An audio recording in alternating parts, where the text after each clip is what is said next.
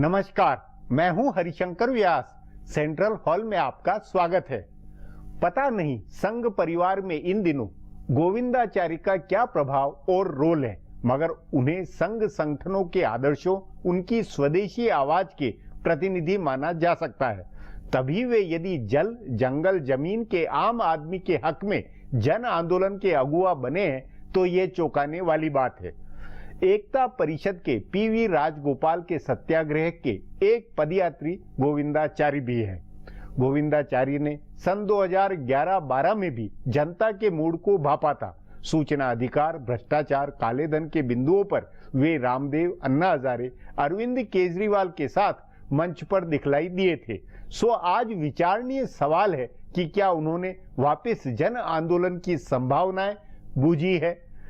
अन्ना हजारे के यहां जाकर उन्होंने उनसे बात की। तमाम तरह के आंदोलनकारियों से वे तालमेल बैठा रहे हैं। बताया जाता है कि सरकार व भाजपा की तरफ से उन्हें समझाने का संघ पदाधिकारियों से आग्रह किया गया, लेकिन संघ ने कुछ नहीं किया। स्वदेशी जागरण मंच, किसान संघ ने भूमि अध्यादेश और आर्थिक नीतियों को लेकर जो कहा है वह इस बात का प्रमाण है कि संघ अपने संगठनों को उनकी सोच के अनुसार काम करने दे रहा है। इसलिए गोविंदाचारी भी यदि नरेंद्र मोदी की सरकार की नीतियों के खिलाफ अगुवा हो रहे हैं तो उसके मतलब है। सचमुच समझ नहीं आ रहा है कि मनमोहन सरकार के खिलाफ आंदोलन करने वाली ताकतें मोदी सरकार के खिलाफ इतनी जल्दी कैसे सड़क पर उतर रही है। आज इस बात को गोविंदाचारी से ही समझने की कोशिश करेंगे, मगर उससे पहले गपशप और खास सुर्खियां हैं। शुरुआत सियासी गपशप से करते हैं।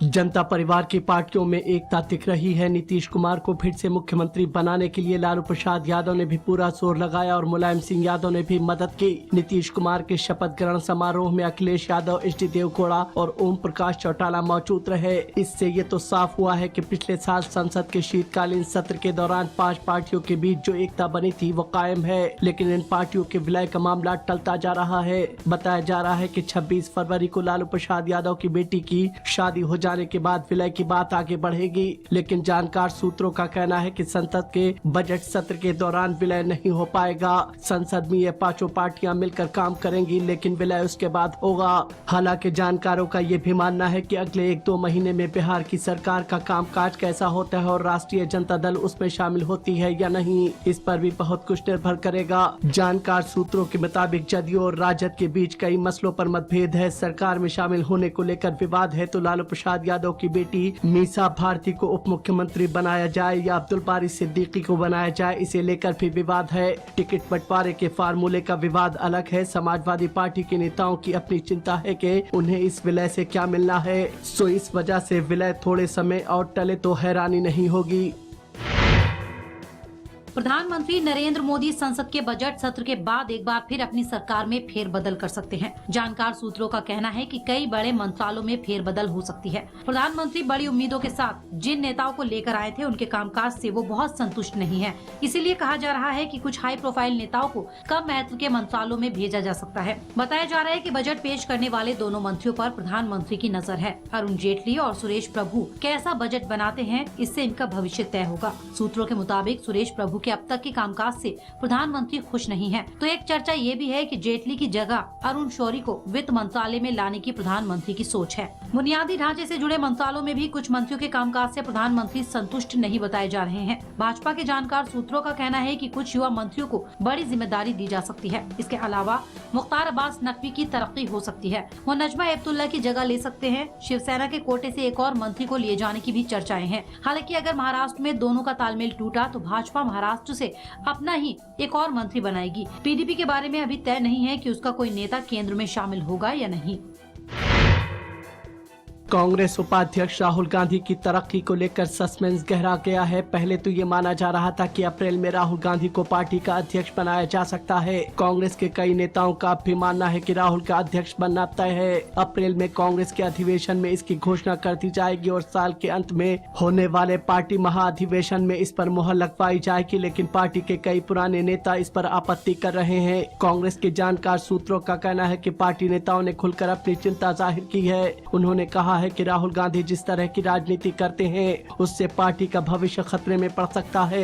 हालांकि अगर सोनिया गांधी ने तय कर लिया है कि राहुल गांधी को कमान देनी है तो पार्टी के नेता इसे नहीं रोक पाएंगे, लेकिन कुछ नेता इसमें अड़ंगा लगाने के लिए कुछ तकनीकी दांव चल सकते हैं। कहा जा रहा है कि कुछ नेता अध्यक्ष का कार्यकाल 5 साल से घटाकर 3 साल कराना चाहते हैं और ये भी चाहते हैं कि सिर्फ सक्रिय सदस्य ही अध्यक्ष पद के चुनाव में मतदान करें। बताया जा रहा है कि इसका मकसद यह है कि अगर राहुल अगले 3 साल में अच्छा प्रदर्शन नहीं कर पाए तो उनको हटाया जा सके और लोकसभा चुनाव से पहले प्रियंका गांधी को लाया जा सके। अगर राहुल का कार्यकाल 5 साल का रहा तो उन्हीं की कमान में अगला लोकसभा चुनाव पार्टी को लड़ना पड़ेगा। अब आज की सुर्खियां ये लीक से कुछ हटकर है और इनसे देश की दशा दिशा को बूझ सकेंगे।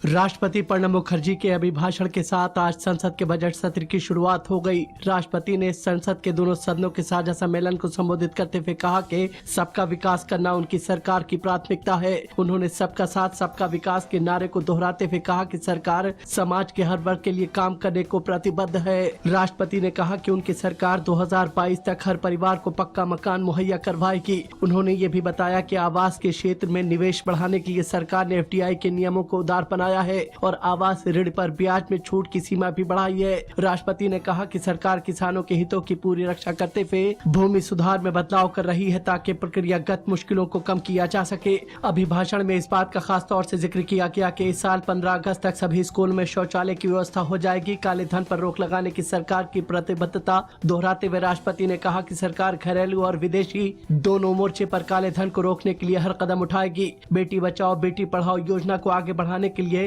सुकन्या समृद्धि अकाउंट खोले जाने का भी ऐलान हुआ। राष्ट्रपति ने संसद की कार्यवाही सद्भावना के साथ चलाने की अपील की। संसद के बजट सत्र के पहले दिन आज विपक्षी पार्टियों ने टकराव का रुख दिखाया। विपक्षी पार्टियों ने एक सुर में कहा कि वो भूमि अधिग्रहण बिल में संशोधन के अध्यादेश को पास नहीं होने देंगे। राज्यसभा में नेता प्रतिपक्ष गुलाम नबी आजाद ने कहा कि कांग्रेस जन विरोधी किसी भी अध्यादेश का समर्थन नहीं करेगी। दूसरी ओर संसदीय कार्य मंत्री वेंकैया नायडू ने कहा कि अगर सहमति बनती है तो सरकार बिल में संशोधन करने के लिए तैयार है। प्रधानमंत्री नरेंद्र मोदी ने भी आज एक बार फिर विपक्ष से सुचारू रूप से संसद चलाने में मदद की अपील की। उन्होंने आज सुबह में कहा कि लोकतंत्र में संवाद परिचर्चा होनी चाहिए और सकारात्मक नतीजे निकलने चाहिए। उन्होंने कल भी सर्वदलीय बैठक में अहम विधायी कामों के लिए विपक्षी पार्टियों का समर्थन मांगा था। कांग्रेस उपाध्यक्ष राहुल गांधी ने पार्टी के भविष्य पर चिंतन मंथन करने के लिए कुछ दिन की छुट्टी ली है। कांग्रेस के जानकार सूत्रों ने बताया कि राहुल गांधी को कुछ दिन गैर हाजिर रहने की अनुमति दी गई है, जिसके बाद वो वापस आकर सक्रिय रूप से कामकाज संभालेंगे। वो इस दौरान पार्टी के भविष्य को लेकर विचार करेंगे। लोकसभा चुनाव और उसके बाद लगातार कई राज्यों में पार्टी की हार के बाद इस तरह के चिंतन की जरूरत महसूस की जा रही है। कांग्रेस सूत्रों का कहना है कि राहुल ने कांग्रेस अध्यक्ष से कुछ दिन की छुट्टी का अनुरोध किया था। उनका मानना है कि कांग्रेस के अगले अधिवेशन में पार्टी जो दिशा अपनाएगी वो उसके भविष्य के लिए बेहद महत्वपूर्ण होगा और वो इसके लिए तैयार होने की इच्छा रखते हैं। मशहूर सामाजिक कार्यकर्ता और भ्रष्टाचार के खिलाफ आंदोलन छेड़ने वाले अन्ना हजारे ने आज भूमि अधिग्रहण कानून में संशोधन के मसले पर केंद्र सरकार को चेतावनी दी है। उन्होंने कहा है कि सरकार इस कानून से छेड़छाड़ करके किसानों की जमीन जबरदस्ती हड़पने से बाज आए, नहीं तो वो देश भर में आंदोलन छेड़ेंगे और फिर रामलीला मैदान में अनशन पर बैठेंगे। उन्होंने भूमि अधिग्रहण कानून में बदलाव की आलोचना करते हुए कहा कि ये किसानों की जमीन छीनने की साजिश है। ऐसे काम अंग्रेज किया करते थे। दिल्ली के जंतर मंतर पर अपने सैकड़ों समर्थकों के साथ 2 दिन के आंदोलन के लिए पहुंचे अन्ना ने कहा कि सरकार देश के लोगों ने बनाई है, अमेरिका और इंग्लैंड के लोगों ने नहीं। उन्होंने केंद्र सरकार पर हमला करते हुए ये भी पूछा कि कहां है अच्छे दिन। अन्ना हजारे ने कहा कि सिर्फ उद्योगपतियों के लिए अच्छे दिन आए हैं। मशहूर सामाजिक कार्यकर्ता मेधा पाटिकर भी उनके साथ आंदोलन में शामिल हुई। दिल्ली पुलिस ने भारत सरकार के अहम मंत्रालय से दस्तावेज चोरी करने के एक और मॉड्यूल का भंडाफोड़ करने का दावा किया है। पुलिस ने दावा किया है कि ये मॉड्यूल भी कोयला और ऊर्जा मंत्रालय को दस्तावेज चोरी किया करता था। इस मामले में पुलिस ने एक व्यक्ति को गिरफ्तार किया और 6 लोगों को पूछताछ के लिए हिरासत में लिया है। ये मॉड्यूल पेट्रोलियम मंत्रालय के दस्तावेज लीक करने वालों से अलग है। उस मामले में कुल 12 लोगों को गिरफ्तार किया गया है। इस नए मॉड्यूल में गिरफ्तार किए गए व्यक्ति की पहचान लोकेश के तौर पर हुई है, जो नोएडा की एक कंसल्टेंसी कंपनी में काम करता है। दिल्ली पुलिस के कमिश्नर BS बसी ने कहा है कि पुलिस की जांच से पता चला है कि लोकेश कोयला और ऊर्जा मंत्रालय से दस्तावेज चोरी कराने में काम में शामिल था। फिलहाल अब एक ब्रेक है, फिर खुलासा होगा।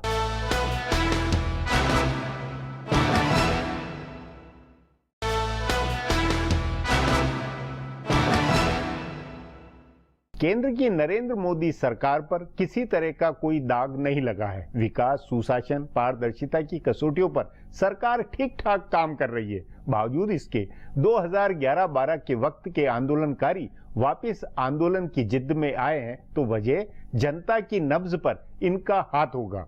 इनका मूड क्या जनता का मूड माना जाए, इस पर आगे चर्चा करें उससे पहले देखें मेरा एक खुलासा।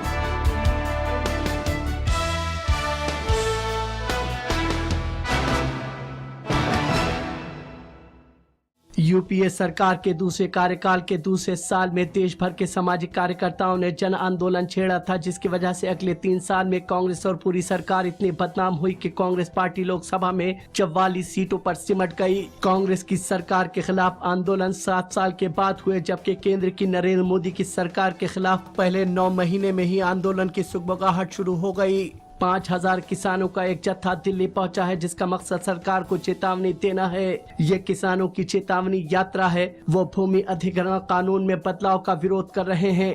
थोड़ी बारीकी से देखें तो यूपीए सरकार के खिलाफ आंदोलन की शुरुआत और मौजूदा हालात में कुछ समानताएं दिखाई देती हैं। उस समय पहली बार 2011 की फरवरी में सामाजिक कार्यकर्ताओं का पहला जमावड़ा लोकपाल बिल को लेकर दिल्ली के जंतर मंतर पर हुआ था। तब मनमोहन सिंह की सरकार को एक चेतावनी दी गई थी। सरकार ने इस पर ध्यान नहीं दिया, जिसका खामियाजा उसको बाद में भुगतना पड़ा। दूसरी समानता यह है कि उस आंदोलन में भी संघ के विचारक रहे गोविंदाचार्य शामिल थे और इस आंदोलन में भी गोविंदाचार्य शामिल हैं। कांग्रेस के नेतृत्व वाली सरकार के खिलाफ आंदोलन में उनका शामिल होना समझ में आता है, लेकिन बीजेपी के नेतृत्व वाली सरकार के खिलाफ आंदोलन में गोविंदाचार्य का अगवा बनना हैरान करने वाला है। भूमि अधिग्रहण कानून में बदलाव के खिलाफ आंदोलन PV राजगोपाल का है, लेकिन गोविंदाचार्य भी इसमें शामिल हुए और इतनी ही नहीं, उन्होंने अन्ना हजारे को भी इसमें शामिल करवाया। अन्ना हजारे एक बार फिर दिल्ली में सक्रिय आंदोलन की तैयारी कर रहे हैं। भूमि अधिग्रहण पर चेतावनी यात्रा के बाद भी अगर सरकार संशोधन पर अड़ी रहती है तो यह आंदोलन तेज होगा। इसके बाद अन्ना हजारे काले धन पर आंदोलन की तैयारी में है। संभव है कि गोविंदाचार्य उसमें शामिल हो। गोविंदाचार्य ने बीजेपी की सरकार को कटघरे में खड़ा करने वाले कुछ और कदम उठाए हैं। राष्ट्रीय स्वयंसेवक संघ की ओर से उन्हें ऐसा करने से रोका नहीं, उल्टे संघ के संगठन खासकर भारतीय किसान संघ और भारतीय मजदूर संघ ने भूमि अधिग्रहण से लेकर आर्थिक सुधार के दूसरे एजेंडों का विरोध किया है। स्वदेशी जागरण मंच ने FDI की सीमा बढ़ाए जाने के खिलाफ आंदोलन की चेतावनी दी है। जाहिर है कि आर्थिक सुधार के एजेंडे पर सरकार के लिए वामपंथी और समाजवादी पार्टियों से मुश्किल संघ से जुड़े संगठनों से है। सवाल है कि गोविंदाचार्य हो या संघ से जुड़े संगठन, इतनी जल्दी उनका मोह भंग क्यों हुआ? इसका एक कारण तो यह है कि पिछले 9 महीने में सरकार की नीतियां और कामकाज उद्योगपतियों की मदद करने वाली दिख रही हैं। इससे कहीं न कहीं जमीनी स्तर पर लोगों में नाराजगी है, जिसको भांपकर संघ के संगठनों ने सक्रियता दिखाई है। दूसरा कारण यह है कि पिछले आंदोलन की सफलता से संगठनों को भरोसा बना है कि वो सरकार को झुका सकते हैं और नहीं तो उखाड़ सकते हैं। अन्ना हजारे का 2011-12 का आंदोलन मील का पत्थर बना है। JP आंदोलन के बाद ये दूसरा बड़ा आंदोलन था जिसने देश के जनमानस को झकझोरा था। उससे गोविंदाचार्य और दूसरे संगठनों ने सीखा है कि जनता से जुड़े मुद्दे हो तो उस पर बड़ा आंदोलन खड़ा किया जा सकता है। तभी भूमि अधिग्रहण और काले धन पर बड़ा आंदोलन खड़ा करने की तैयारी हो रही है। अब एक ब्रेक है, उसके बाद जन आंदोलनकारियों की मनोदशा पर चर्चा करेंगे।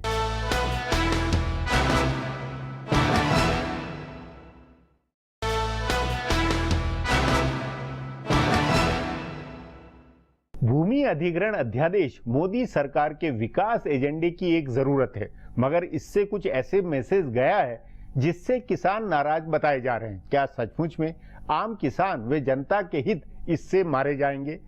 आखिर इस पर जन सत्याग्रह का आधार क्या है? इस पर चर्चा के लिए आज मेरे साथ खुद गोविंदाचारी है।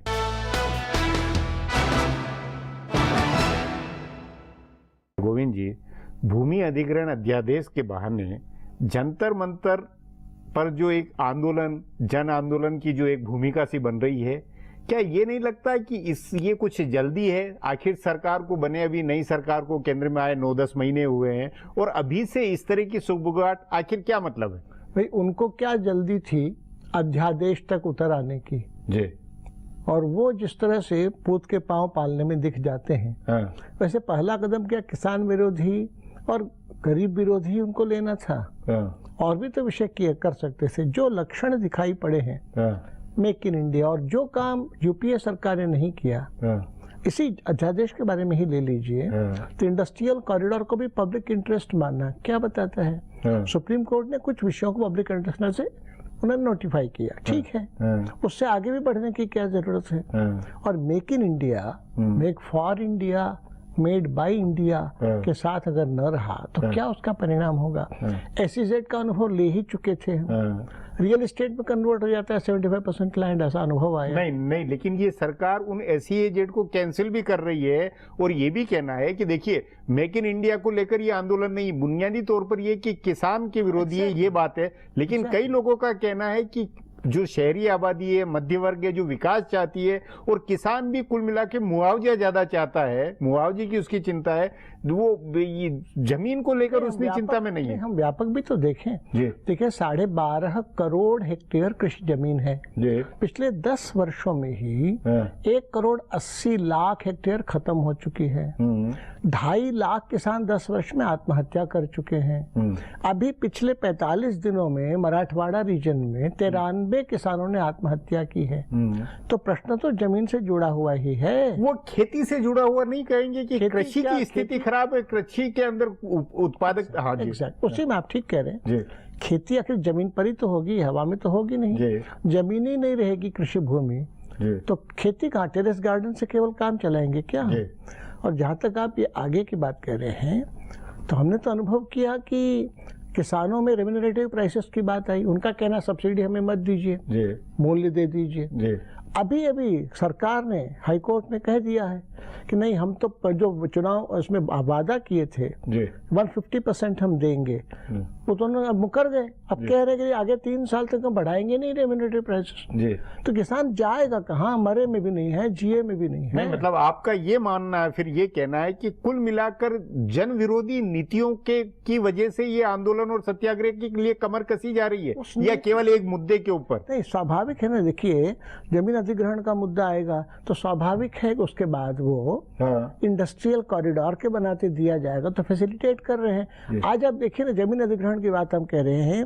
अभी चंद्रबाबू नायडू ने क्या किया नई राजधानी के सवाल पर? हाँ, ठीक है। उन्होंने जिस तरह से जमीन का अधिग्रहण कर रहे हैं, वो पूलिंग ऑफ द लैंड कह रहे हैं। और उसमें जिस तरह से पुलिस फोर्स का इस्तेमाल किया जा रहा है, डीएसपी लेवल के लोग किसानों से दस्तखत करा रहे हैं कि नहीं तुम जमीन दो, ये क्या हो रहा है?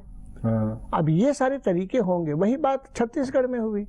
नहीं, लेकिन गोविंद जी, क्या ये नहीं लगता है कि सरकार को एक मैंडेट मिला है, एक बहुमत मिला है, विकास और उनकी जो उन्होंने जो बातें कही, वायदा किया है, वो सब मिला है, तो सरकार उस हिसाब से अपना काम नहीं करेगी क्या? एग्जैक्टली। इसीलिए हम भी कह रहे हैं, भैया आपने अपने मैनिफेस्टो में कहा है रेम्यूनरेटिव प्राइसेस दो ना। नहीं, भूमि अधिग्रहण को लेकर उन्होंने कहा, उन्होंने क्या कहा था? उन्होंने ये नहीं कहा था कि हम पब्लिक इंटरेस्ट को इस तरह से डिस्टॉर्ट करेंगे। उन्होंने ये नहीं कहा था कि हम सर्कल रेट और मार्केट रेट डिफरेंशिएट करेंगे। उन्होंने ये नहीं कहा है कि कृषि भूमि हम नहीं लेंगे। कृषि भूमि, गोचारण भूमि को छोड़ दीजिए, ऊर्जर बंसर जमीन के बारे में विचार तो करिए। ऐसी कोई प्रायोरिटी नहीं। प्रायोरिटीज, प्राथमिकताओं में इतनी गलतियां हैं कि वो नीतियां अंत में अमीर परस्त हैं, गरीब परस्त नहीं। मतलब गोविंद जी, आपका ये मानना है कि 9-10 महीने में ऐसी स्थिति, ऐसे संकेत आपको मिल गए हैं, जैसे कि 2011-12 में भी आप ये शुरुआत के अंदर जो सुगबुगाहट में आप नजर आए थे रामलीला मैदान में, और इसमें वो वापस भूमिका बनाने की तैयारी हो रही है, या क्या वो भूमिका अपने आप बन रही है? देखिए, टकराव या विरोध न हमारा पेशा है न हमारी इच्छा है। स्थितियां ऐसी बन गई है तो हम क्या करें? जैसे प्रायोरिटी की बात मैं फिर कहता हूँ, देखिए बुलेट ट्रेन की तो बात बड़ी जोर जोर से कहने लगे। भैया अनारक्षित डिब्बों में सामान्य यात्रियों के लिए ट्रेनों में हर डिब्बे में आरओ लगा देते हैं पीने के पानी का। जो स्टेशन पर गाड़ी पहुंचती है तो टोंटियां बंद हो जाती हैं बोतल माफिया के कारण, और बोतल खरीदना पड़ रहा है मजबूरी में। भैया प्राथमिकता क्या है, क्या कष्टों की नहीं पहचान देखिए है? ये प्राथमिकता जन आंदोलन करने वाले एनजीओ सबकी ये छोटी छोटी बातें अलग अलग सेगमेंट माइक्रो लेवल पे, लेकिन मैक्रो लेवल पर अगर सरकार अपने हिसाब से नरेंद्र मोदी अपने एजेंडे जो एक विजन बताया हुआ है उस पर अगर काम करे तो उसमें क्या हर्ज है? उस विजन के बारे में ही आप देखिएगा, आप कह रहे हैं स्मार्ट सिटीज। भैया स्मार्ट सिटीज अफ्रीका में 2 बन चुकी हैं। वेबसाइट लिंकेजेस देख लीजिए, घोस्ट सिटीज हैं। चीन में देख लीजिए, घोस्ट सिटीज हैं। सीखिए भी तो दुनिया भर से, आप तो उसके लिए भी तैयार नहीं है। एक स्मार्ट सिटी में 70,000 करोड़ रुपया निवेश भी करिएगा, 700 गांव लील भी जाइएगा, तो भैया स्मार्ट गांव आप नहीं सोच सकते, स्मार्ट सिटी ही सोचने की बात है क्या भारत के लिए? मतलब आपकी बातों से ये है कि कुल मिलाकर जो अप्रोच है, जो नीतियां हैं, उससे पूरा मोहभंग आपका हुआ है और इस कारण ये आंदोलन अब शुरू है और ये आगे बढ़ेगा, क्योंकि संकेत ये मिल रहे हैं कि आप फिर वो वापस पुराना माहौल जो 2012-13 उस तरह की राजनीति में की तरफ जाते हुए लग रहे हैं। वो राजनीति कहें या आंदोलन, क्या कहेंगे उसको? मैं तो ये मानता हूं कि स्वाभाविक है, अगर गरीब विरोधी नीति रहेगी, अमीर परस्त नीति रहेगी, प्राथमिकताएं उल्टी पुल्टी होंगी, तो जनाक्रोश तो होगा ना। तो उसके लिए जन विरोध को संगठित करना तो स्वाभाविक है उनका। नहीं पर आप गोविंद जी, मतलब ये कि जो आपके बाकी संघ परिवार में या तमाम स्वयंसेवी संस्थाओं में आपके संपर्क संबंध तमाम है, वो क्या इन बातों से सहमत है या बात मान रहे हैं? वो भी एकदम ठीक कह रहे हैं आप, वो मान रहे हैं, इस बात को समर्थन दे रहे हैं। स्वदेशी जागरण मंच का प्रस्ताव देख लीजिए, अभी भुवनेश्वर में हुआ था, यही कह रहे हैं जमीन अधिग्रहण के बारे में जो हम कह रहे हैं, यही बात वो आर्थिक नीतियों के बारे में कह रहे हैं, यही बात वो एफडीआई के बारे में। लेकिन सरकार में ये रहा है कि संघ परिवार के संगठनों के प्रतिनिधियों से बैठकर बात हुई है, उसमें बजरंग लाल जी से लेकर तमाम ऐसी बातें हुई है कि भाई मिलजुल के बैठा जाए। कह रहा हूं, अभी आप प्रस्ताव देख लीजिए ना, जो भुवनेश्वर स्वदेशी जागरण मंच। इसका मतलब है कि संघ परिवार के संगठन भी आपकी इस सोच, आपके इस आंदोलन और इसके साथ में है, समर्थन दे रहे हैं। मैं ऐसा मानता हूं, और उनकी प्रतिनिधि आवाज आपको माना जाए। भारतीय मजदूर संघ, भारतीय किसान संघ, तीनों अपने अपने क्षेत्र पर हो रहे जन विरोधी नीतियों की खिलाफत कर रहे हैं। अब वो स्वाभाविक है, जो भी संवेदनशील गरीब परस्त लोग होंगे वह सब साथ हो ही जाएंगे। उस नाते मैं उनके साथ हूँ कहिए, या वो मेरे साथ हैं कहिए, उस नाते ये आगे और बढ़ेगा, ये मान रहे हैं आप? संभव अगर नीतियां ऐसी रहेंगी जन विरोधी तो आक्रोश तो बढ़ेगा ही। जी गोविंद जी, बातचीत को यही समाप्त करेंगे। प्रोग्राम में आने के लिए बहुत बहुत धन्यवाद। हमारा प्रोग्राम अब यहीं खत्म होता है, मुझे इजाजत दीजिए, कल फिर मिलेंगे इसी चैनल पर इसी समय।